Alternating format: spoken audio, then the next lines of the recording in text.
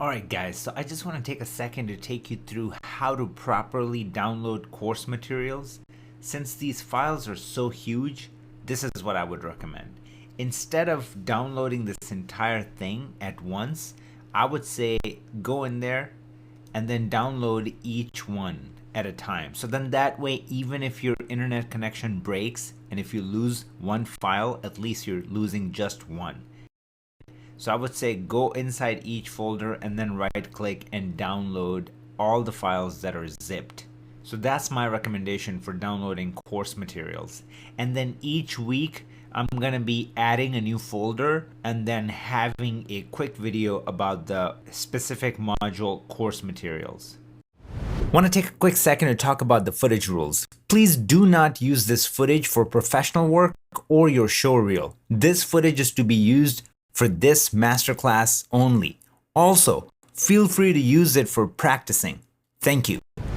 What is up, guys? This is Kazi. I'm a professional colorist in LA, and welcome to the Freelance Colorist Masterclass. From this point on, I'm just gonna call it FCM to keep it short and keep it simple. Go ahead and download the material for FCM, and then I'm gonna tell you a little bit about myself in the meantime and what to expect from this course. Let's go. My goal for you from FCM is to be profitable. I want to take you from not knowing much about Resolve all the way to landing a job and working as a professional. The reason why I'm so confident is because I'm literally just sharing what I know and what I've done in the last decade and the success that came from it to provide me with a very comfortable freelance filmmaker lifestyle.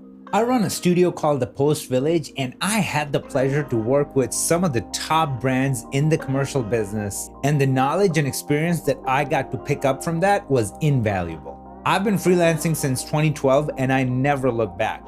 And literally every time I work with a new client, they offer me a full-time position and I politely decline it 100% of the time. As a filmmaker, the most important thing to us is time.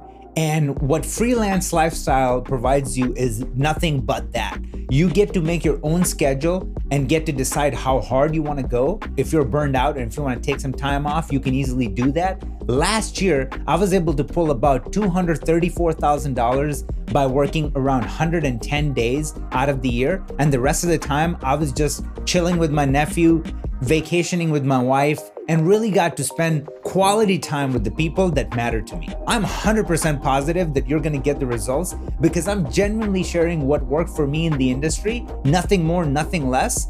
But I can't do it by myself. I need you to let go of all the frictions, be flexible, and trust the process. Take me in as your mentor, and let's go out there and blow up. I just want to take a second before we get into the course and let you know that I have a very unconventional way of teaching. I'm all about practicality, and just ditch the fluff. I don't care. You can go online, read the user guide in your own time. I'm just telling you what's hot in the industry right now and keeping you on that bleeding edge. I would rather you go through my video 7 times and understand the logic and what I'm doing and let that burn into your memory forever. Now let's quickly go over what we're going to be covering in FCM. What's up, guys? So before we begin, I want to take you through the folder structure so you understand how everything is laid out. So this folder right here is what you're going to get, course material, and it's going to have all the project files and footage that you need to follow along. And then within that, everything is going to be broken down just as you see right here. So let's just jump over to Resolve really fast. When you launch Resolve, it might look like this, so you don't even know how to get to your database. And the way to do that is this guy right here. Click on that, it's going to pop open your databases. And then what you want to do here is click on New Database, and we want to connect because I've already created a database that I want you to use. So that's the option we're going with. And let's just call it FCM DaVinci Resolve Database, okay? Or maybe we should just do DaVinci Resolve 16 Database. Now what you want to do is click on this guy, location right here, and then go track down the database, and all you have to do is just click on this folder and then Resolve is going to do its magic. So hit open, hit add, and give it a second, and it's going to load up our databases. Now here's the project structure. In our database, we're going to have folders for each module, and under conform, if you go right here, I'm going to have a project named after the folder, and when you open up the folder, this is what you're going to find. Everything is brought in, linked up, but focus on the timelines. The way I'm going to prep the timelines is this. Anything that's going to say start at the end means that this is for you to practice on. I didn't go ahead and link anything up or fix the repos and speed ramps and things like that. So I would say use the finished timelines as a reference point, but definitely work off of the start ones so you can practice and try to mimic what I did. So this is the first step that you got to do before we get into our first module, which is conform. So go ahead and bring your database in to Resolve and let's get started. Hey, in this lesson, I want to address some issues that people are having when they download the course materials and connect their database. They are seeing this error along with gallery still path missing and capture path. So if you're seeing that, let me show you how to fix it, okay? Click right here on this cogwheel. Under your master settings, you're going to scroll down. And under working folders, this section right here, you're going to change these. So change this to your database, okay? Or your drive, like wherever you're storing everything, change it to that drive and hit OK. And you're going to do the same thing for gallery stills location. Basically, gallery stills is where you're going to save your stills. So do the same thing. Send it to the same location and then hit OK. After that, what you want to do is go under capture and playback and do the same thing here. This is basically if you have a camera connected directly to your Ultra Studio box and you want to save your footage, it's telling you where do you want to save this footage to. So you can select some folder on your actual drive. And then once you have these selected, just hit save, and then that should take care of that problem. Second problem that people are having is that the footage is not linked, and that's completely normal. When you bring in footage from somebody else's hard drive, you have to relink it to your drive. And there's two ways that I'm going to show you to do that. Okay, first one is in the folder structure right here. You're going to right click, you're going to go under relink clips for selected bin, and you're going to select the bin. So in this case, it's this bin right here. You're going to find conform or whatever, color correction, whatever bin it is that you want to connected to. You're going to find that folder, then you're going to click open, and then as soon as you do that, boom, everything is live. We're good to go. Okay, so that's one way. And the second method is where instead of right clicking here, you select all your clips, and then on a thumbnail of one of your clips, you just right click, go all the way down and select change source folder. And then here, I'm going to click right here. I'm going to say this is where, let's just say where my files are. So I'm going to select that new location. I'm going to click open. I'm going to hit change, and boom, everything is connected. So guys, watch this video and let me know if you have any other questions. Guys, this probably will be the best tip in the entire masterclass, and that is how to consume this content.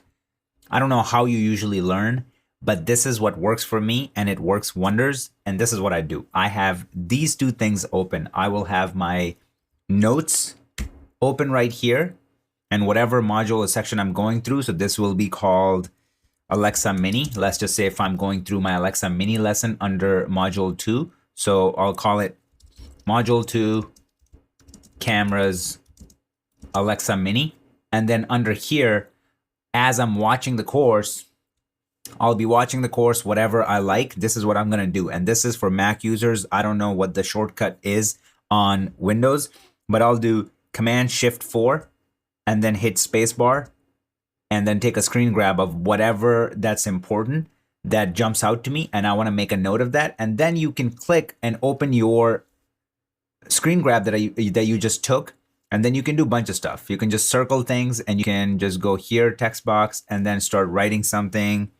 Noise reduction as first node, whatever, right? So, I mean, you can just write that and put it up there and then hit done. And then once you hit done, this is what happens. Let's go back to our two folders. So then what I can do is go to my desktop where everything, all the screen grabs are going to be saved. And then I'm just going to move them over and then write a little note. If I want to take a little mental note, whatever, just write it out and then move along. So definitely do that. Whatever we do, if I'm using curves in this one and you're like, okay, that was pretty cool what he did there. Again, rinse and repeat, open it up, go to a box and just use curves.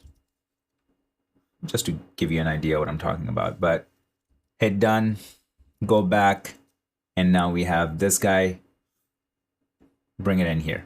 Droppler is another tool that you can use, which makes it even faster than what we are doing here, but I don't want to get into that and have you download a third-party thing. This is available in Mac OS, and you can just use the screen grab feature and then drop it in. And everybody has Google as their Gmail, so you have access to your docs.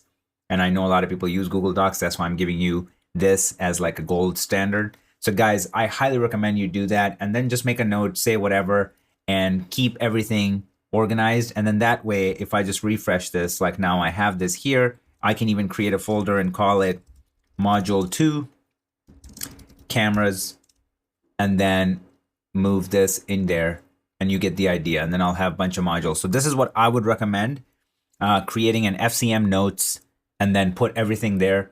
And you're going to thank me later. I promise you, you're going to go back to these, because when you're watching a tutorial or a training or anything, you just think that you got it and you don't need to take notes. And then 4 days later, you go back and you're like, how the hell did he do something? And you just don't remember it at all. So take as many notes as possible. Take your time. Don't just rush through it. This is yours forever. So this is not going anywhere. So really take your time and be patient with it. So that's my little rant for how to digest my content. And I'll see you in the next video.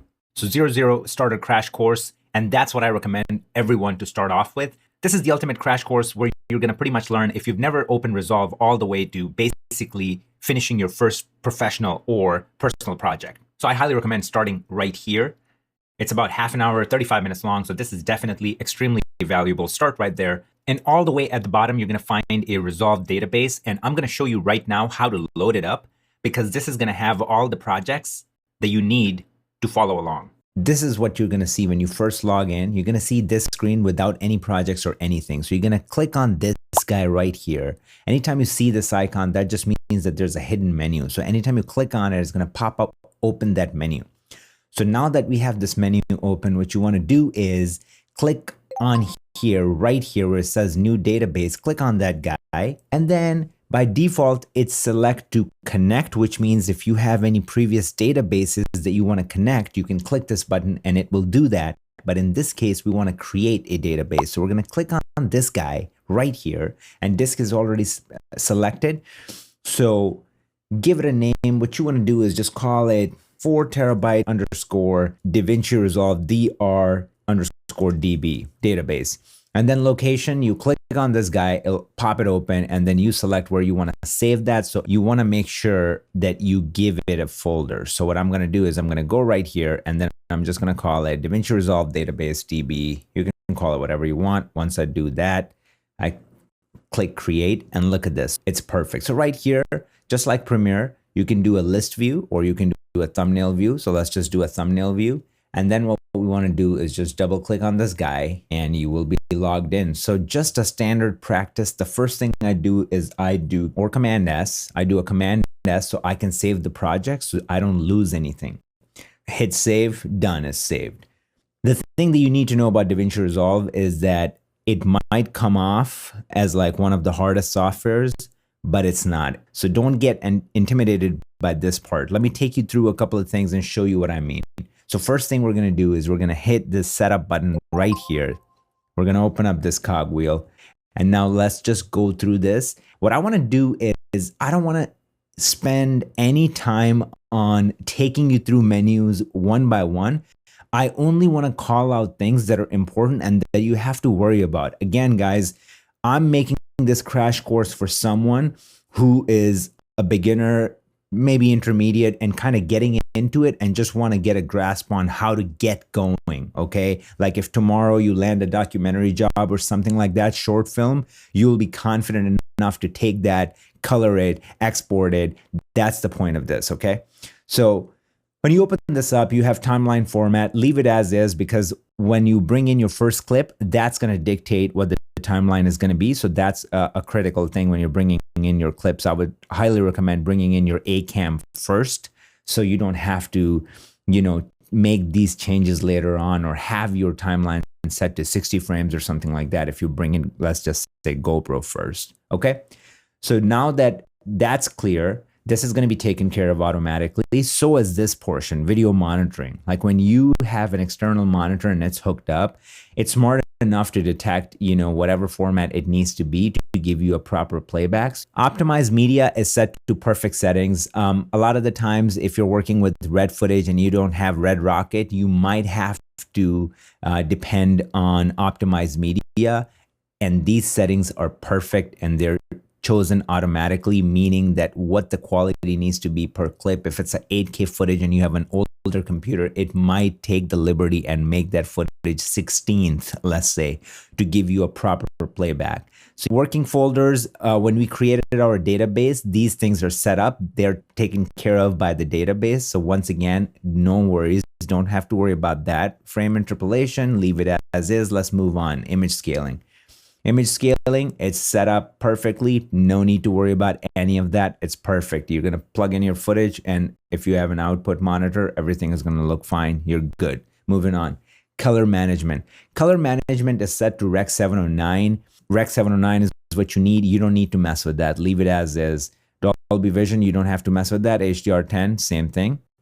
Going down, you don't have to mess with any of that. So we're done with 3 different menus so far. Moving along, now we're under general options. Leave this whole thing as is, leave this as is. Let's go down here and look at it. You don't have to worry about any of that. Everything is looking good. This is great. Leave it as is. Moving on, camera raw. Camera raw, you don't have to worry about it unless you're plugging in your footage from different cameras that shoot raw. And then even then, it's set to proper settings, like, well, it's optimized for good playback, so you don't have to worry about that. Capture and playback is set to give you optimized performance, so leave that as is. Everything is set up. And once again, when we set up our capture and playback, you can browse and set this to something else. If not, it's going to go to, when you set up the database, all these folders are set up automatically. Okay, Fairlight, don't worry about that. We're good. So we just went through a whole project setting menu, and it was just that easy. This is what I'm trying to tell you. Don't get intimidated. If there's anything that I need to call out, I will call out. So we just went through project settings. So now these are preferences. So let's open this up, and what's in here? We got system preferences. We got user preferences. Let's just go through system preferences really quick, and let me take you through and show you what we got going on over here. So we got memory configuration. Just give it the most juice that you can. When it comes to GPU configuration, the best setting that I found is auto. Leave it on auto, let it do its thing. Okay, so media storage is kind of important. This is where all the stills are going to be saved and all your cache files. So this is one thing where you have to take action and just find the proper hard drive that's the fastest, has the most space, and then add a folder in there. Moving on, decode options, leave it as is. Video and audio IO, this is gonna be set up automatically. If it's not, and if you have Blackmagic's card, you can select it right here. If it's set to none, just click on that guy. You should be ready to go. In my case, it already detected it, so I don't have to worry about that. Speaker setup, you just set it to use system settings, and then you can just go right here and you can select whatever you want right within here, and it will work like a charm. Let's go to audio plugins. You don't have to worry about any of that. If you're bringing in your own plugins, just make sure they're turned on right here, just like mine. These are all control panel. That's one thing that unless you have a Blackmagic's panel, you might have to manually select your panel, and they have a bunch of different choices. So just once you find your panel, click on it and you will be ready to go. General, make sure that use 10-bit precision is off, because if you have this on, it's going to throw your screen off and the colors are going to look funky if you're just grading off of your GUI screen. So make sure that that option is turned off. Okay, use Mac display color profiles. Again, leave that off too. I mean, I have like weird experiences with that, so I just leave that off. Automatically check for updates, definitely turn that on. This is a brand new feature and it's epic. So basically you can go in here now and check for updates and update within Resolve. Before you had to go to their website, download it, blah, blah, blah. Now they added that feature, $1 million feature. I absolutely love it. And then internet accounts, same thing as Premiere, Final Cut 10, just sign in. And then if you want to upload directly to these websites, you can do that. Now let's go through user settings. UI settings, leave it as is, everything is great. Project save and load. And this is one thing that I'm going to tell you, very, very, very important. By default, DaVinci Resolve has live save setup, just like people who are coming from Final Cut 10, they know what that means. Don't do that. I lost 3 days worth of work. The project somehow got corrupted and there was no way to revive it. I did everything that I could. I contacted Blackmagic. They couldn't help me. So I do not recommend that for now. Maybe when the full release happens, maybe. I don't know. What happened to me, I'm not going to be trusting it for the next couple of years. So I use project backups this way. You're going to have, you can browse here and select where you want to drop these backups. So right now, I already selected a folder. You can go ahead and pick your own folder if you don't want it on the same drive where the project and everything is saved. Because if you're wondering what if something happens to that drive, then that's a smart idea. You can pick a different drive, a backup drive, and then save your backups there. So then you have multiple places where your stuff is saved. Let's go to editing. These are great. So you can set up certain things. If you start off with like 4 video tracks and 8 audio tracks, you can set that up here. So as soon as you create a timeline, it's going to come with that. Okay. I leave mine as is. So you can change these settings, default handles length, blah, blah, blah. Go through these and change them if you like. I leave it as is. Let's go to color menu. You're going to leave all of this as is. Fairlight, same thing. Playback settings, automatic is the best. Let Resolve figure it out. This is where if you have a control panel and you can change the intensity and make them ultra sensitive. So then anytime you touch something, it takes you there really fast. I personally don't really use this because I feel like color grading is all about that fine tuning. So I don't want anything to happen really fast. I want that micro adjustment control. So I'll leave it as is. We're all good. We're ready to go. It took us no time to go through this menu, and this is what I'm talking about. Resolve is that easy. All right, so this is what we're bringing in, and that's what we're going to work on today. We're going to pick a few shots from this, and we're going to color it. This was shot on Sony a6500 in natural conditions, and the reason why I picked this is most of the beginners and some intermediate colorists out there are not necessarily working with high-end Alexa Mini red footage. So I wanted to have level playing field. What I'm about to show you right now, this is where you grab your notebook and take some notes because this is the golden nugget. Most of the commercials and things that I work on, this is the technique they're using in the industry right now. A lot of people are using this process called bake and blade. And what that is that you ask your editorial team, once the picture is locked, I ask the editor to strip off all the effects and all the crossfades and everything from the footage in Premiere and then output just a clean image as a single file. So what you do is you right click on the footage in here and you say scene cut detection. Okay, this is the gold right here. The other process is really, really hard. And that's why a lot of the companies they will go through a finishing house and send the footage over and then give the finishing house an additional day or two to conform everything before grading, because that process takes a while. You have to pretty much manually recreate all the effects in Resolve, match the time ramps and the repos, and then start grading. And there is still a chance that something might go wrong. So what you need to do here is super simple. Auto scene detect, click on this guy, sit back, sip on your coffee while it's done. So basically Resolve went ahead and added cuts wherever the next shot came in. Anytime you see 3 of one shot, that's not good. So what you need to do is this guy right here. You need to hit delete to remove that. That's not good. Or you can hit the minus key, what I'm going to do in this case. So minus, it's gone. Okay. And then if you want to go next, you can just hit N. If you want to go back, you can just hit P. It would take forever to scene cut them manually. So thank you, Resolve, for giving us this option. Hit change, and it's going to set the settings of your timeline according to these clips that came in. Then what you want to do is you select everything in here. So now we have everything cut up. Now we're ready to go to the fun stuff, guys. We're going to go in and we're going to start grading, and I'm going to show you techniques that are going to blow your mind. This is what's used in the industry. I'm not going to give you any fluff, anything that you do not need. This is a hyper crash course that's going to take you from zero all the way to somebody who can make some money. My goal is to make you employable, not to teach you all the nonsense that you're not going to use. My goal is to show you the meat. So tomorrow you can start with your personal project, and a week from now you'll be so comfortable that you're going to be hitting up everybody on Instagram and LinkedIn and applying for some jobs. And then if you get something, you're going to nail it. I promise you that. So what you want to do here is you want to grab all these clips, Command A. I grab all these clips. If you're on Windows, Control A. I right click on any of these clips and I choose the top option. It says create new timeline using selected clips. And then once I do that, I name it. The music video is called Next to You.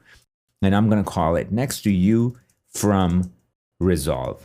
So we're going to be grading in Resolve, but it's going to be getting assembled back in Premiere Pro. So that's why we're going to do from Resolve. Once we do that, the timeline is created right here. And then let's go to edit and let's make this full width and see everything is here. I'm going to play it back really quick and just see how everything plays out.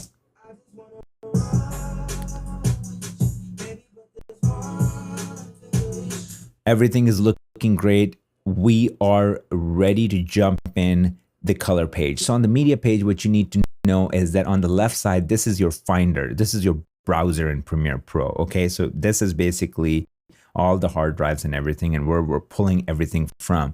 Anytime there's a folder or something that you access all the time, you can just drag and drop them in your favorites. So then you have them available right here. I highly recommend using this feature.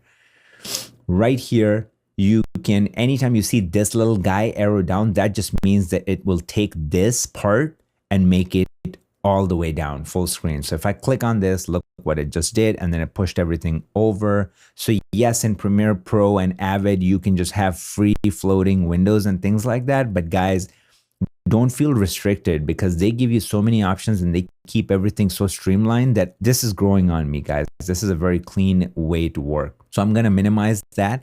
And now what you see on the right hand side is that this is right now working as a source monitor. Okay, so anything that I double click, if I double click right here, I can play it, and now it's playing this guy right here. If I double click right here, it's playing what's already been imported in my project. On the right hand side, this is really cool. So right now we have audio selected. If I turn off audio, if I just don't care about the audio, I can turn that off, and now I can see my metadata and I can see what's going on. So this is a 1080p footage, stereo, Apple ProRes 422 HQ. So I get all this information, how long is the clip, all that good stuff. If I want more room here, I can just bring this up and keep it nice and clean. You can change the size of your thumbnails right here. Moving on to our edit page. Most of the same stuff is going to transfer over here, but a couple of different things. So the left-hand side, just like any other editor, Premiere Pro, Avid, you got your source monitor. Right side is your record monitor. Simple enough. Besides that, what you need to know here is obviously timeline is the same as Premiere or Avid. On the right-hand side, just like your effects control in Premiere Pro, you have your effects control. It's called Inspector, just like Final Cut 10, I believe, and it's on your right-hand side right here. Anything that's activated is going to be white. Rest is going to be gray. If I click on it, I can buy myself more real estate and I can hide the inspector. In this case, I want to leave my inspector on. So it's by default set to video, and there's a bunch of different things that you can do. I mean, you can select this clip and you can change the zoom, whatever have you. The stabilization here is unreal, better than Premiere Pro, and it's available right here. Even lens correction, which is really useful. If you're working with GoPros or something like that, just hit one button. This is a magic button. It'll fix it. You're going to be blown away. Audio, you have certain things available, like you have your EQ and stuff already available right here. You can make some quick changes without dropping in any other effects. An effects library, if you want to pull in some effects, if you want to drop something on here, transitions or whatnot. But again, I'm not going to get too much into it. So that's about it on the editing page. Very self-explanatory. Like you have all your tools, main tools right here. And other than that, it's just like Premiere Pro. Very, very simple, very intuitive. But the best thing about it is that look how fast this is. That's about it on the edit page. Let's jump into the color page and let's get going and get excited, guys, because you guys are going to be seeing some stuff that's going to blow your mind and your life will never be the same. Pumped. Let's go. Let me just go through a couple of the menus so you get familiar with that, and then we're going to jump right into color. I'm just going to tell you some quick things, what's happening here, but that's about it. We're not going to touch base on that until we put it to use. So gallery is where you're going to be saving your stills. Power grade is, if you have any power grades, they're going to be showing up right here. And then LUTs is all the LUTs that you have. And if you want to audition anything, you can audition them right here. And if I double click on that, like you can see, it's applying it right there. If I double click on that, it's applying it there. And the beautiful thing in Resolve is that you can hover over and it'll give you a live preview. Let's move on. So the top right menu, this is also very useful, very amazing. So now you start off with clips. If you're going to be working on one screen, you have to turn this feature on, clips, so you can see all your clips right here. And you're going to need them, because if I grade something here and if I want to apply it to this shot, I need this so I can middle click and apply it. And Open Effects is all DaVinci's effects and any other third-party plugins or whatever you got. So right now, if I'm not going to be using Open Effects, I can just hide it and just buy myself more real estate. I'm going to be starting my grade on this clip. So this is the main area where the color takes place and everything that we do. Okay, good. We're ready to color. The first thing that I'm going to teach you that's going to blow your mind, and nobody will ever share that with you, would be lock down your node tree. Let me show you what I mean by locking in your node tree. So what I'm going to do is that my top node always is going to be for noise reduction. Why? Because I want to send the cleanest image possible. So eventually, if I want to do secondaries and pull keys and things like that, it's going to be the pristine image, cleanest image, and I can easily do that and have the best results. Second layer, I'm going to bring it down, is going to be for my primaries. And then I'm going to have a curves node. Then I'm going to create another node and I'm going to pull this down. And this is where we're going to do our basic secondaries. And then this is going to be just an additional node if we need some more assistance with our secondaries. Then we're going to move down. This is going to be our vignette. And then right click on it, go to your add node and create outside. And then the last node is going to be global adjustment. This is the secret sauce. Basically what's happening here is that you can make your image look like anything at the end. If you want a teal and orange look, you can create it right here without messing up anything that's happening here. If you want to drop some LUT and mess around with it and see what it does, you can do it right here. If you want to give it a film look with that soft contrast, you can do it right here. So now I'm just going to go ahead and start naming my nodes to kind of give you a better understanding of what's happening and what's going to go where. Now, I would do a lot more nodes and I will approach it differently if I'm grading something, a commercial or something like that. But once again, guys, the focus of this video is on color correction. If you are new to color grading, or maybe you've done it for a year or two, but you don't really know how everything works, you need to master color correction. It's always color correction before color grading. Color grading is the Hollywood movies or commercials that we see that has like this crazy look and we're all like, what makes it that? What makes it that is somebody spent a whole lot of time perfecting his skill as a colorist to get to a point where that person can take the liberty to start creating looks. You really need to nail. I cannot emphasize more how important color correction is. After what I show you, it's not going to look basic and you're going to be blown away what we can do just with fine little adjustments. Okay, we're ready to color grade. I'm going to start off with my primaries. So I go to this layer and I start pulling my lift right here, this guy. I'm going to start pulling that.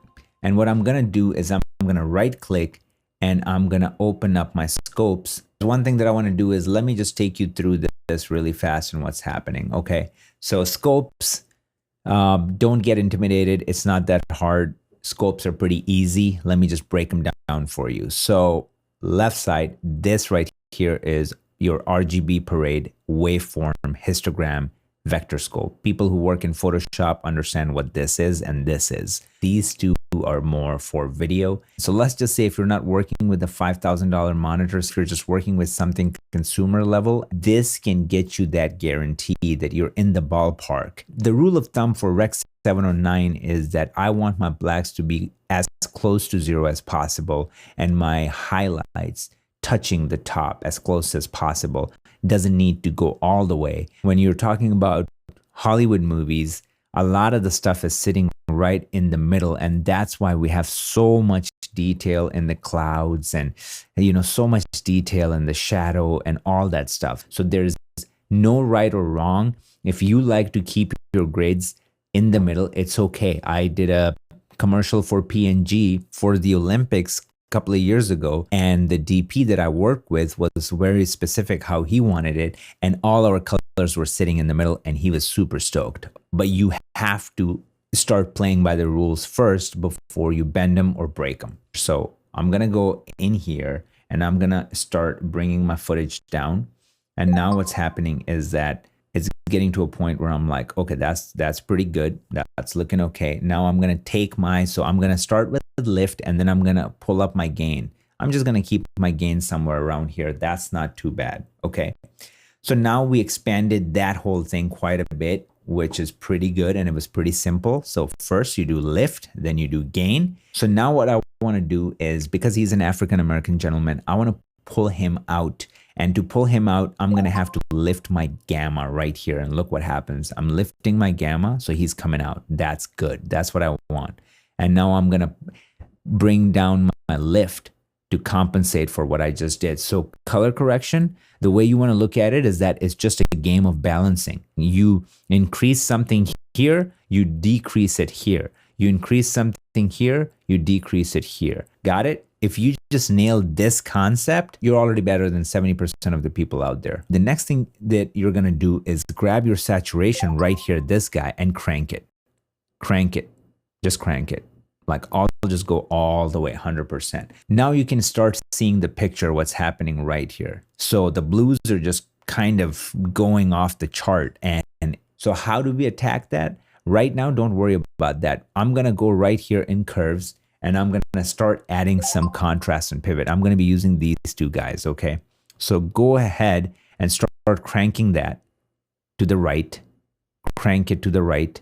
And then what I'm going to do is I'm going to take my pivot and crank it to the left.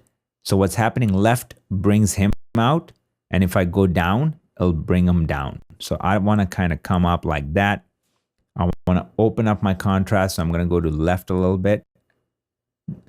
And I'm kind of happy with that. Let's disable this node on and off, and you can see that we're adding quite a bit. It's not bad at all. Now what I want to do is I want to go back in here in my primaries and I want to bring my gain down because I feel like I'm losing some of the information. So I'm going to grab my gain and I'm going to bring it down. That's the dance that I'm talking about. That goes the ping ponging. It could be between the nodes sometimes just to like really keep your image pristine. So this is looking pretty good. So now that I'm happy with my contrast in the shot, now I'm going to start balancing my shot. So let's start with offset. And what offset is that it's gonna do a blend of everything, okay? So offset is like we're just gonna be affecting all these with one wheel. So I'm gonna take that, and what I wanna do is there's a lot of blue in here. I wanna take out all the blue. So what am I gonna do? I'm gonna go in the opposite direction to take out the blue, okay? So let's just start going in the opposite direction.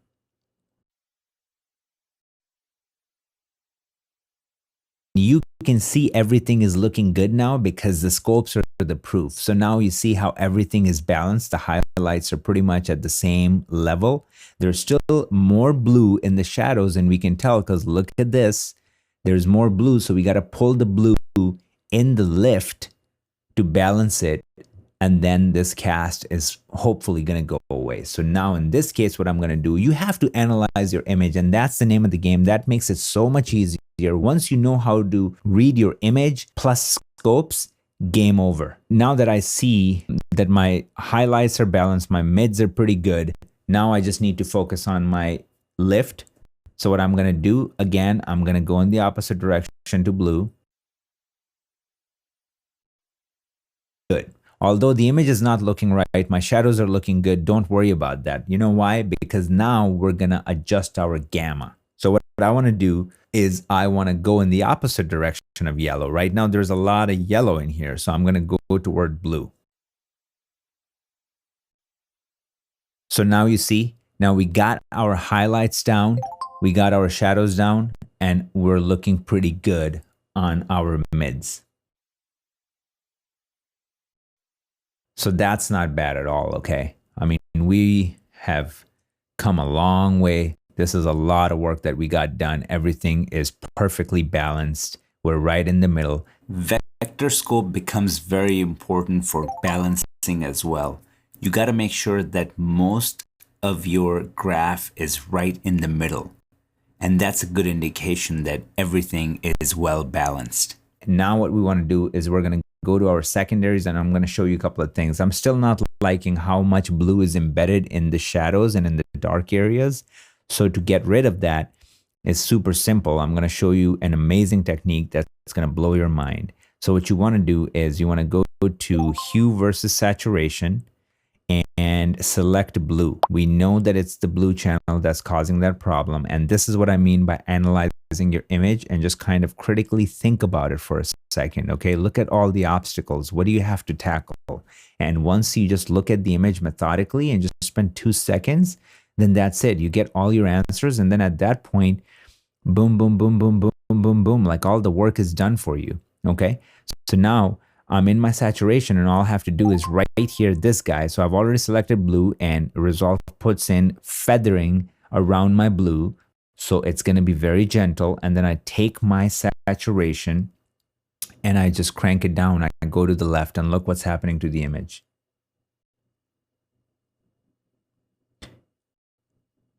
Again, guys, being gentle is the name of the game. You remember what I said? Be gentle and aggressive at the same time. You don't have to. If it goes all the way, that doesn't mean that's what you need to do.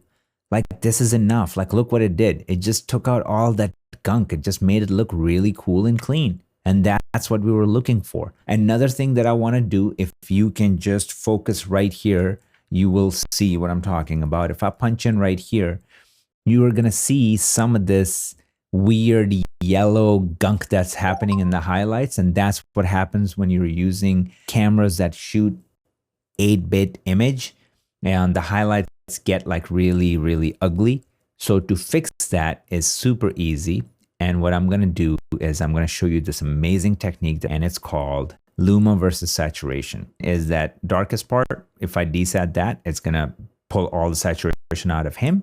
If I desat right here, it's going to pull all the saturation from the top, and top is the problem. So instead of just doing direct down, I'm going to click on this guy, which is going to drop a keyframe right here to isolate everything after that point, meaning it's only going to affect the whites and leave everything else as is. And then what I'm going to do is I'm going to go ahead in there and I'm going to start pulling this down.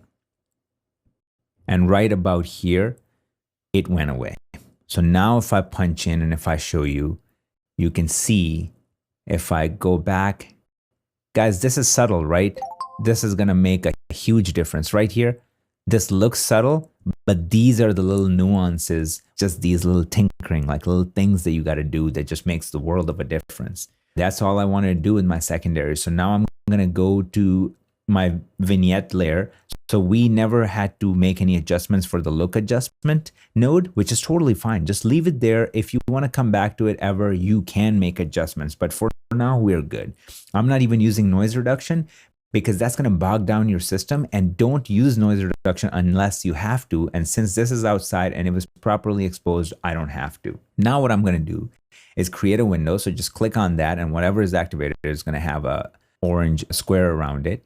And then this is what we're going to do. We're going to make our window look like this. And then we're going to go around 25, 24, 25. Resolve likes a lot of softness, so don't be shy. And then we're going to invert it. So we're going to click on this little guy, which means that now I can go in here and I can just pull my image, and I just grab it from the middle, and I'm going to bring it down.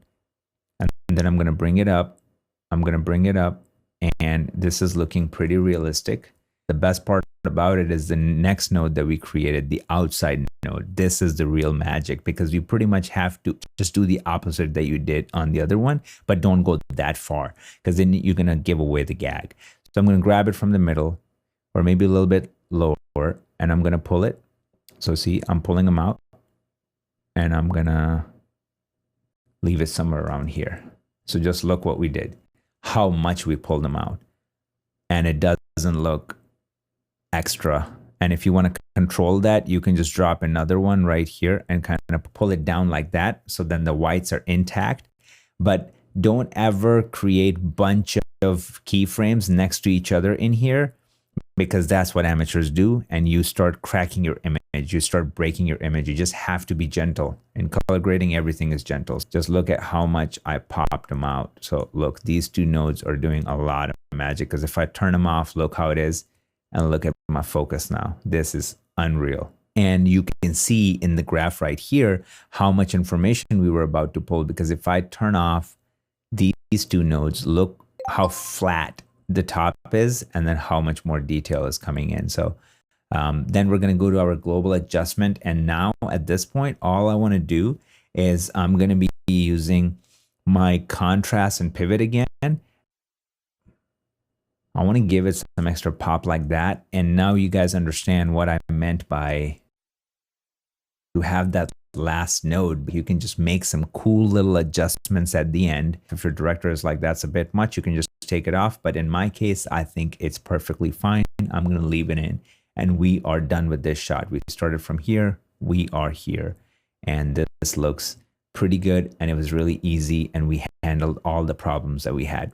Since I don't want this video to be 2 hours long, I'm going to color correct 2 more shots, but I'm just going to walk you through it and I'm going to speed it up. When you go to a new clip, you can middle click on the shot that you just finished, and it's going to copy over the nodes along with all the information. If you just want to keep the nodes and not the information, there's a handy little option right here that I'm going to show you. It resets what's inside the nodes, but leave the node structure intact. So we're pretty much going to be doing what we did in the last shot. The only difference in this shot, there's some lens flare action happening, so it's flatter than the last one. One thing is always good to keep in mind is that you don't always have to push your contrast all the way to the top and the bottom.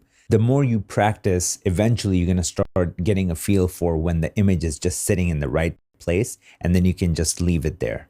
I can't stress enough that primaries is where the most of the heavy lifting happens. I'm going to go in and I'm going to pull some of my blues down just to get rid of this gunky color in the shadows. And I see little yellow artifacts in the highlights, so I'm going to go ahead and take care of that with my Luma versus saturation. Let's create a nice vignette. And after the vignette, I'm just going to pop my subject out a little bit. That's looking nice. And in the global adjustment layer, I'm just going to use my contrast and pivot to just add a little pop. This looks pretty good to me. Moving on. Now let's pick a shot with our female singer. Unlike how we've been pushing our contrasts on our dude in the previous couple of shots, we're going to go easy on our female talent and have a little high key action going with her skin. So what I'm noticing in this one is that there's a lot of magenta and red. So I have to really get in there with my gamma, with my gain, and pull that out. Remember, color grading is all about the balance. And that's it. I think I'm pretty happy with that. We're done with the color page. Let's head over to the delivery page and look at some important options.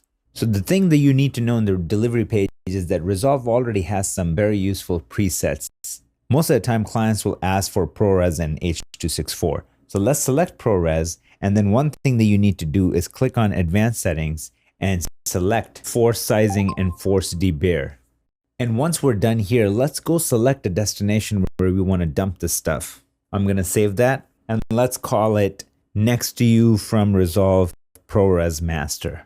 And now let's add that to render queue. Now the second version is going to be H.264, and that's for web. Guys, this is the sauce right here. Don't select automatic. Go ahead and select manual and then type in 80,000. This is the reason why if you go and look at my YouTube videos, they look super crisp in 4K and just almost look like there's no compression applied to it. This does that. It retains a lot of the information. Now that we're done here, let's add this to render queue as well and hit start job. And there you have it. We got both of our files ready to go. Now I want to give you a high level overview of the color page, but I don't want to dive into each option here because I feel like it's not going to make any sense. It's going to confuse the hell out of you. So I just want to give you a rundown on how everything is laid out on this page. I want you to just get familiar with everything on a macro level, and then we're going to attack the micro as we're going to be using each tool along the way. Okay, so let's carry on the same theme. Start on the left-hand side, move our way to the right, bottom left, and then right. So what you see up here on top is gallery, LUTs, media pool, and timeline. And we're familiar with the media pool. That seems to be on every page that we overviewed. But gallery and LUTs and timeline for this page are new. So let's click on gallery. This is where you're going to save your stills. So anytime you create a grade, and if you want to either reapply it to something later on, or if you want to compare it with a different grade that you want to create and kind of compare the two, you can save a look, continue working on your grade, and then try to match it. You save your stills in this area. They get saved here. And then I'm going to touch base on power grade and timelines later. So let's leave that there. Moving on to LUTs. God bless Blackmagic for adding this. Oh my God, this is the best thing in the world. Before, anytime you had to apply a LUT, you have to be on a node that you want to apply a LUT to. Then you would right click, you would go under LUTs. It will go under 3D LUTs. It will go under Fave, but let's just do something complicated. So like Impulse LUTs that I purchased, then I'll go under RE, and then I'll go under which LUT do I want to apply, and then I'll go here by mistake, and it all goes away, and I'm like, oh my God. And then I'll go back in here, and where is it? And then I will pick out RE, and then I will apply a LUT, and I'll say, this looks like garbage. This doesn't look cool. And then anytime I had to change it, I would go back, do the entire process all over again, and then I'll use this, and I'll be like, this can't be right. This doesn't look right. And then you get the idea. So this is how it used to be. They changed everything, and this is so amazing. Welcome edition. Now you just click on this LUTs tab right here, and once you pop this open, this guy is going to reveal all your LUTs in the LUT folder on the back end.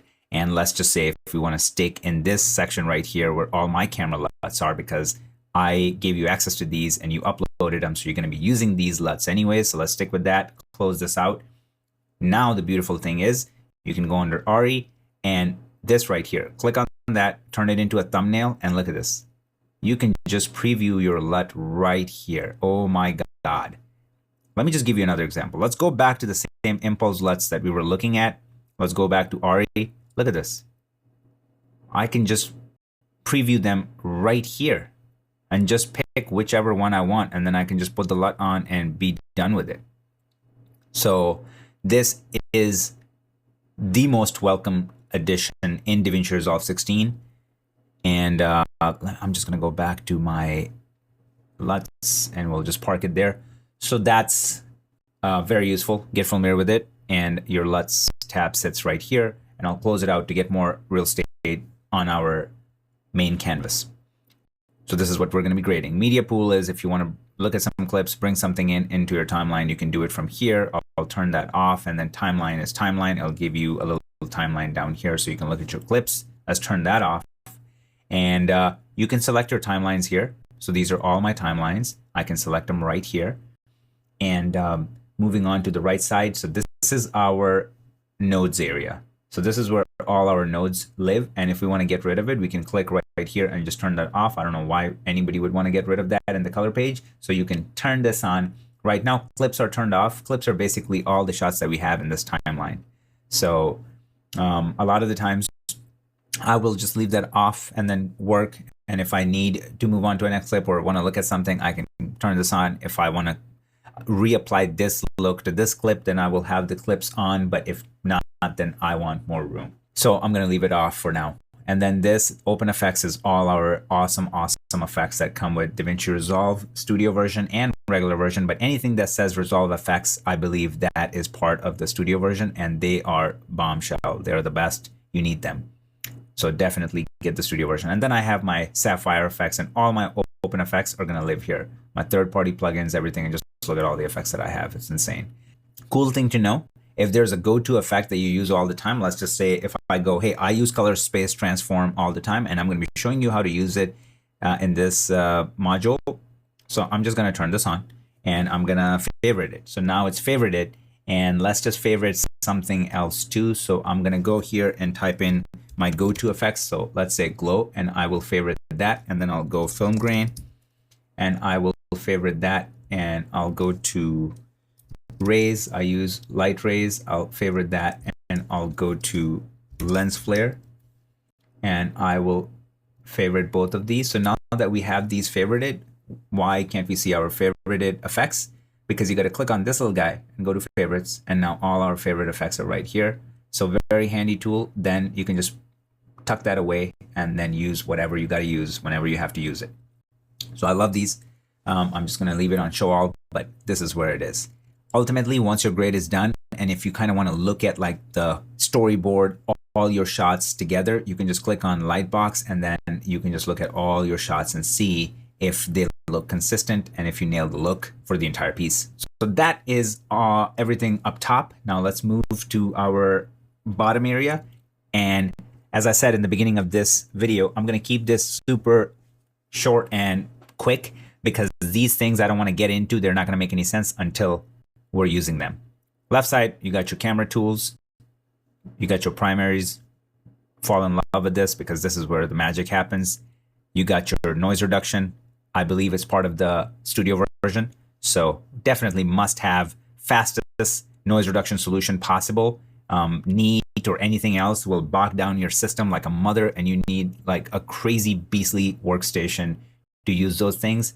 Resolve figured out a way to have a noise reduction applied to your clips and almost not even feel a thing. Or even if you feel a thing, it's not that bad at all. Middle section is beyond useful, and there's just so much happening here. We got our curves here. We got our qualifiers, HSL keys. We got power windows, tracking, sharpening, and blur. We got opacity for our nodes. And then we got our sizing here. And then if you're working on 3D, that's going to happen right there. And then on the right-hand side, this is where you set up your keyframe. So whether you're using static keyframe or dynamic keyframing, it all takes place right here. I can click and look at my scopes here if I just want to look at one scope or something like that. But a lot of the times I want a bunch of scopes open so I don't get behind just one scope. So I can click right here and pop it open and have this floating around somewhere. I can leave that there, and then information is just going to be a metadata on each shot, whatever you're looking at. Another useful thing that I want to show you, so if you turn your clips on, you can double click at the bottom here, and it'll give you a very useful information. So a lot of the times, if it's set to this and you're kind of like, I don't know, is it RAW or is it ProRes? Like, what am I using? If you keep double clicking on it, it'll give you that information, the codec of the clip. So in this case, it's ProRes 444XQ. So I get that information right here. And another cool thing is that anytime you grade something, look what happens. It gives it a little color, and then the stuff that's not graded does not have that color. So this is how you'll know what's graded and what's not graded, besides the fact that it looks like log, and you can obviously tell that it's not graded. On that note, that's the end of a quick overview of the color page. Now let's jump into our camera module. All right, so let's do a quick overview of the delivery page. I'm just gonna take you through all the main things that you need to know, and the rest you can figure out on your own, okay? We're gonna keep the same pattern going, so start from the top left and work our way down. So the first thing you're gonna see here are these things up here, and the render settings are obviously checked on because that you can't even turn it off because this is what you need to prep your stuff for delivery. And clips is basically everything that you see here. So if you want to make some room, you can just click this and look at your timeline directly. So that's there. And then this arrow is our best friend. Open this up if you want to access more settings, and a lot of the times you will. So I will just always do that. I'll just scroll this down and keep it open. Now your timeline here behaves a little differently than your edit page because everything here is non-destructive. So if I grab this and hit delete, I mean, you're probably seeing it right here in the keystrokes. I'm hitting delete and nothing is happening. So just to keep that in mind, it's non-destructive. You won't be by accident moving things around. I'm like trying to move it right now. Nothing is happening, which is great. It's a very smart thing that they did. If you don't select anything, you're basically set to render the entire timeline. If I do out, then I can select what I want to output, right? So I mean, I can just do out here if I'm outputting one clip, and then Option X to just make it entire timeline. Here, obviously your canvas, whatever you're seeing, so that's your record monitor, and you can navigate through however you like. And if you twirl this down, you can select all your timelines. Any timeline that you're looking for, you can select it from right here. It's going to give you a duration, how long the entire thing is, and then right side is your render queue. So anytime you're ready to go, you're going to hit add to render queue. It's going to pop up here. You're going to hit start render, and it's going to start rendering. Now let's go through our render settings. So before we get into custom, I want to show you what they already have pre-built. So these are all the presets. So if you want to upload to YouTube, you can just select this guy and it's already ready to go for 1080p. But if you twirl this down, you can change it to 2160p, which is 4K or 720. Same thing will go with Vimeo if you're uploading to Vimeo. ProRes Master, H.264 Master, H.265 Master for HDR work or whatever have you. IMF generic, Frame.io. If you want to upload it for a review, you can upload it directly from here. If you want to do a round trip and you're sending an XML back to Final Cut 10 or Premiere Pro, you're going to be doing that all here, Avid. And then if you're doing an export of the OMF for audio, you can use Pro Tools preset, and then audio only is all the way at the end. So these are great. These are perfect. Most of the time you can just get away with these. You don't need to do anything else. But let's just say that you want to create your own social media square aspect ratio sort of deal. So if you want to do a custom aspect ratio, I would recommend you change that in the back first. So if I go in here and I just do 1080, if I'm doing an Instagram post, so this is my square post, right? Let's just say that you repoed it and it's good to go. So if that's the case, when you come to custom, you're going to see that it automatically updates. Let's say we want to do an H.264, right? Because that's what we want to upload. And let's just build a preset for Instagram, right? So I'm going to click on H.264 as my base. And then once I'm in here, I'm going to make sure that I'm set to 1080p, which it automatically does. For Instagram, you don't want to leave it to automatic. It's going to export it at a very high bitrate, and you don't need that because I can tell you by experience that nothing more than 6,000 is applicable for Instagram. It's just not worth it. You can export it at 80,000. It's going to take forever to upload, but it's not going to make a difference because they're going to compress it on their end anyways. So 6,000, it barely takes any space on your machine, and it's the best format for Instagram after a lot of trial and error. So that's what I would recommend. So let's just say that we did that. Then we say, obviously get the audio. And then we say, always create a custom name. So we put in our own name for the timeline that we're exporting. So if everything is looking good here and we're ready to go, we can just click on these three guys right here up top. And once you click on it, it says save as a new preset. So here you can click on it and then you can call it IG post and then hit OK. So now what's going to happen is that, let's just say I click on something else. So now I'm under Vimeo and I'm like, oh, this is an IG post. So instead of recreating it, I can just go and scroll this down and click on IG post, and boom, it brings up everything down to frame rate, quality that I selected, how I want to save it. I want to give it my own name. Everything is ready to go. And then once I'm done with it, I can just add to render queue. And then when it's in the render queue, it'll give you some information at the bottom, the path where it's going. And when you're ready to go, just start render and it'll start rendering. If you have a bunch of stuff in your render queue, you can scroll this down and look at it. So that's just a quick overview, but later down the road, I'm going to be deep diving into proper settings for web, 4K, and different formats when you're delivering to the client. In this video, I want to walk you through the edit page inside DaVinci Resolve, especially if you're going to be doing a lot of conforming and bringing your stuff into Resolve and out of Resolve. You want to get familiar with this page a little bit. I made the mistake of not caring about it and just learning strictly color grading and sticking with the color page. And I always got intimidated, just never cared to take 2 minutes to go through it and see what's happening on this page. And that caused a lot of hiccups and pain along the way.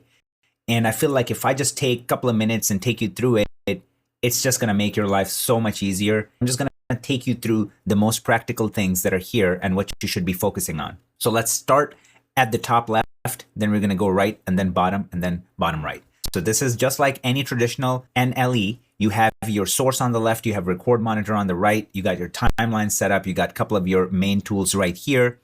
Your tracks that are selected are in orange, and you got your volume selector right here. And that's it. So that's what we're looking at. This is what we're going to see if you open up a project in Resolve by default. This is how it is. Now, let me click on the media pool right here to get access to all the clips that we have. If we want to bring something in, or if we want to look at what else we got, we can click right here to see that. And another thing you can do is, as always, if you hit this arrow, it's going to extend this down further. If you have a bunch of different clips and you just want to quickly go through them and then twirl it back up to give you some room. And then you can shrink it again to get your timeline back. And this button right here is going to reveal all your folders. Let's click it again, get rid of it. Here's the size for my thumbnails. Here, you know, if I want to sort it a certain way, if I want to look at the list view, I can click this guy. If I want to search for a specific clip, I can click this guy.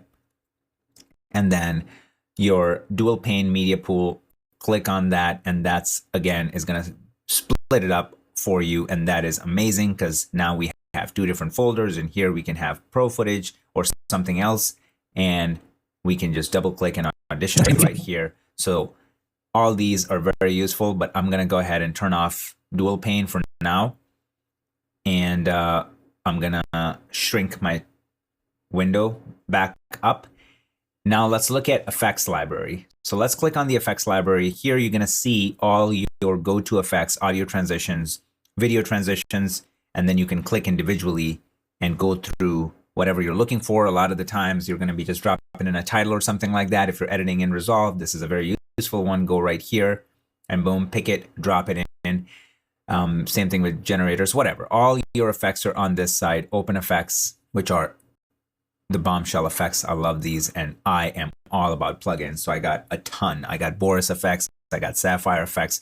Couldn't recommend them enough, and they are freaking expensive. They're like $700 for a year worth of license, but worth every penny I use them. So they are right here. Guys, a very, very useful tip, and that is going to be the same thing everywhere on all Resolve's pages, whichever page you're in. If there is a go-to effect that you use all the time, let's just say if I go under title and I'm like, you know what, I drop in text all the time and I don't want to go and find titles and then grab the text tool and then drop it in, I can just go click right here, and that's it. Now I can just go right here and drop that text over, and it's going to show up. It does not matter wherever I am on the timeline. I can just go grab it, drop it in, and it's there. And it is by far the most useful, one of my favorite effects. And I can just do that with anything. I can select that, and now I got my lens blur here. I can do the same thing and drop it in there. If you want to remove it, just remove it and it goes away. I'm going to go back to title and just remove it for now. So all your effects live here. Play around with these effects, guys, especially if you have the Resolve Studio version. These effects are fire. They're insane. They're not like your Premiere Pro or any other tool like Final Cut 10 effects. These are actually useful, and you will use them. So that was effects library. Now let's close that and move over to the right side. This is a very useful little twirl down. It's going to let you go through your timelines. So if you want to switch to a different timeline, you can just quickly do it right here. If you want to switch through your clips, you can do it right here. All the clips are here. All the timelines are here. Very useful. Whichever pane is selected, whether you're in source or record, is going to be highlighted in orange. So this is selected right now.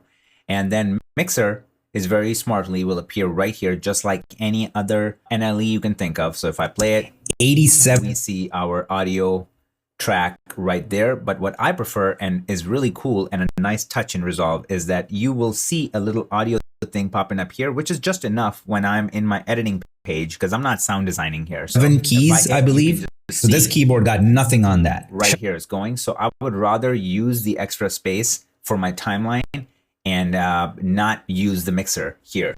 And then metadata, you can turn this on. And if you're going through a couple of clips, it's going to give you the information here, just like it did in the media page. But I think more than metadata here, we should be using Inspector. That is it. This is unbelievable. Great tools at your fingertips right inside Inspector. So the first thing you're going to see is if you want to change the composite mode, just like Premiere Pro, if you want to change it to screen, add whatever have you, if you want to add keyframes, you can do it right here for opacity or whatnot.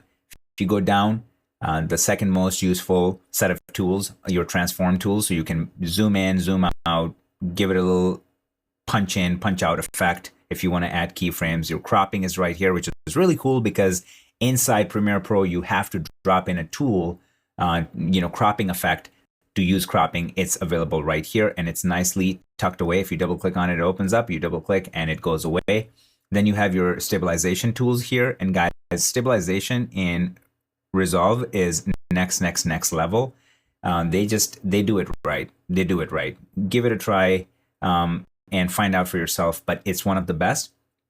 Not to mention this right here is the holy grail. I mean, retime and scaling in Resolve. If you want to slow something down, I mean, I've taken a 24 frame shot, slowed it down to about 100 frames, and it did not have any weird, ugly warping or jello effect. And what you have to do is you have to go right here in the retime process and turn on optical flow. And then they give you one more additional layer. You go under motion estimation and you turn on speed warp and have both of these on a clip and give it a try. Your mind will be freaking blown. It's unbelievable. So you have these effects right here, ready to go.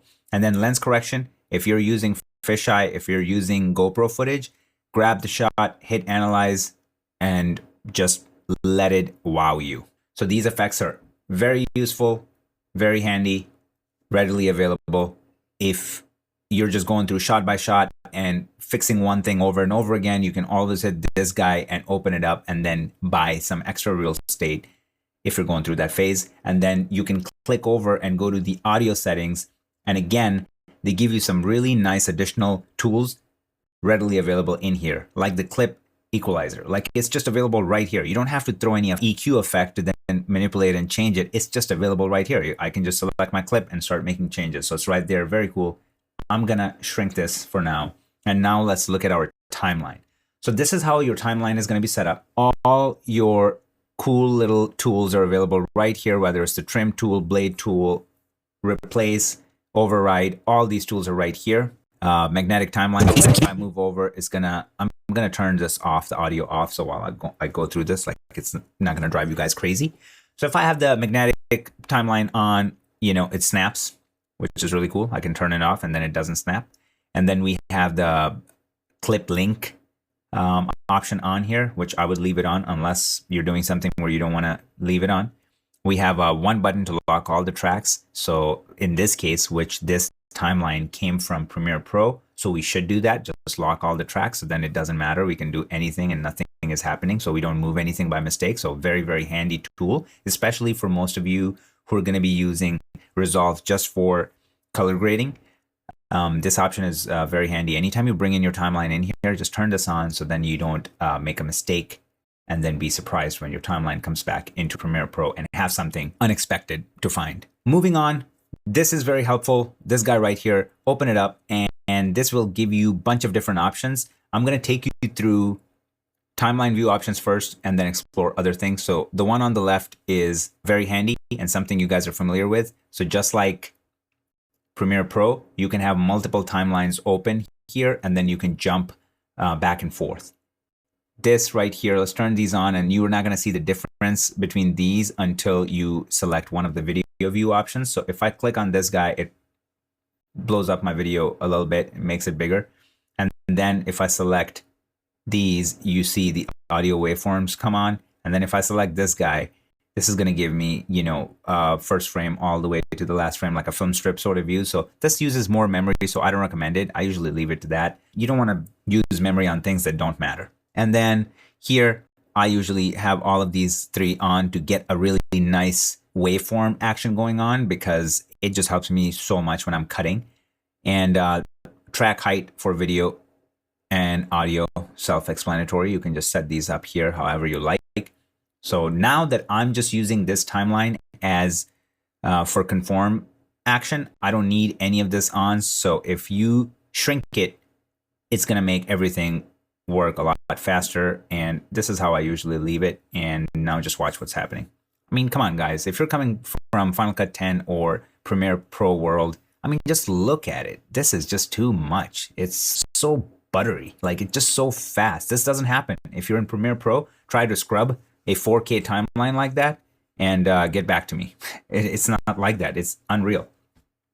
So this is the overview of the edit page, and that's all you need to know. Let's jump right into our first lesson with Conform. All right, before we begin with our Conform module, I want to take a second to take you through the media and the edit page. And we're going to start top left and then move to the right and then bottom left to the right. So this is how we're going to go. Okay, so inside the media page, this is what you're going to see. And this might be checked off, but if it is and you're looking at the entire screen, go ahead and click media storage and open this up. And Resolve keeps everything very clean, and I absolutely love it. Anything that's highlighted in white is active, and anything that's grayed out is inactive. So now that we have the media page active, this is another thing that might be happening. It might be like this, and you might go, what the hell am I supposed to do? So this button right here, anytime you see this icon, become best friends with this icon. So anytime you click, it opens up, it reveals all the folders. So in this case, all my bins. So what we're seeing in the media storage here is, think of it in Premiere Pro browser. So this is your browser. Everything on your Finder level is seen right here. Now, the thing that I love about, so like, we can go anywhere. We can go here, projects, and I can navigate to freelance class and course material and everything we can see right here. One thing that you want to start using a lot is this guy right here. So what I would tell you is, wherever you guys are storing the course material, grab it and move it right here. You see what I just did? I moved it down here, and now it doesn't matter. I can be anywhere, and it doesn't matter because I can just click right here and it'll take me to that. So that is a very, very handy and useful thing and can save you so much time. And throughout that course, I'm going to be dropping in quick tips and little things like that. That's just going to make you efficient over time. So just make a note of that. Take a picture, write something, however you take notes, like just keep that stuff in mind. So that's on the left-hand side, okay? And another thing you need to know is these options right here. So pretty simple. This is just a slider to make the size of the thumbnails bigger or smaller. This is to sort it however you like. This guy is going to give you a list view, and then if you can set these up however your heart desires. And I leave this in thumbnail view most of the time. And then this is, if you want to search something in particular, you can click this guy right here. And then these three dots, you have the option to, when you're viewing your clips, if you want to look at the waveform on the actual clip, and I think it's very useful, I leave it on. Right-hand side is your source monitor, meaning if I were to go and pull up, let's just say footage right here, and I double click on the footage that's supposed to be on the Finder level, it's going to pop it open in my source and I can look at that footage. Okay, so this is awesome. I can see that footage right here. Right now it's telling me, we're looking at the source. We can just turn on audio only, and we can look at the waveforms, or we can just look at the actual clip. Moving on to the right side, and then everything else is, pretty self-explanatory as any editor. On the right side, you can turn on your audio, so when you're playing it back, you're getting a feedback and you can see your waveforms. Or you can turn on metadata, so when you click on any clip right here, it's going to give you the information. So it's telling us that this is C200 RAW, 4K, 4 channels, and all that jazz. So this is giving us all that information that we need right here. Also get to familiarize yourself with this button. It's very useful. What that does is that if I click right here, it's going to extend it all the way through. Okay, and if I click it again, it's going to minimize that window for me. These are really nice how it's sectioned off. It's really growing on me. When I started working in Resolve from Premiere Pro, or coming from Avid Media Composer world, it was kind of restrictive and I didn't like it. how I couldn't just modulate these windows however I liked. But now when you really sit back and look at how they have everything laid out, it's very well thought out, and you don't need to fudge with it. Everything is where it's supposed to be and accessible, and you can tuck it away if you want to. You can bring it out if you want to. You can extend it if you like. All this cool stuff. Same thing here. You know, we can extend it all the way. We can twirl it down. We can get rid of that, get more real estate for our thumbnails, or we can just close it all together. So that's what I mean. It's right there, accessible, and very neat and clean how it's all set up. Let's move down to our bottom. So the difference between the top and the bottom in the media page is that the top is for the Finder level, everything that we're bringing in from the Finder level. And then the right is showing us those clips from the Finder level. The bottom is what's inside DaVinci Resolve, what we've already moved into Resolve. So if we go to our footage and how I have it set up, our timeline, and then these are the clips or the timelines that I brought in. So those are going to show up here. So once I click on this, I can use this source monitor to view my timeline inside DaVinci Resolve. And same rule applies here. If I want to buy more real estate, I can click here and just put that away. And then smart bins, I love that. This is one of my favorite features. So if you have a bunch of folders and if your timelines are all over the place, or if you've lost one timeline and you don't know how to find it, smart bin is the way to go. You just click on timelines and it's going to get you all your timelines from the entire project. So very helpful tool. I usually have a folder called timeline and I try to stay disciplined, but every now and then if something happens, that's the fallback plan. If you move to the right hand side, and once again we have the slider, we can make it bigger or small however we like it, and then the sort options are the same, list view is the same as up here, and then search options are the same, but this is the sauce. This is something they added in Resolve 16 that we did not have previously in DaVinci Resolve. And this is very similar to how Premiere Pro operates. So if I click, if you just want to see multiple things here, multiple folders or windows instead of just one window, and if you only have 3 clips, you don't want the whole bottom area to be taken up by those 2-3 clips. So if you want to make better use of it, you can click right here and get to choose. You can split it into 2. And now we can be looking at our footage right here. And then we can be looking at our timelines here. So this is extremely useful when it comes to editing and just sorting through media, stuff like that. Or you can even take it a step further and you can turn it into, you can set it up top and bottom in this case. So depending on what floats your boat, set it up however you like. I like it this way. I can keep it that way. So do you understand what I'm saying? Like how it's growing on me? And it's just so clean. It's just so clean. I don't know what else to say. I mean, you know, boom, back to that. Everything snaps and it's just so responsive. I love it. So that's our media page. Now let's take a look at the edit page.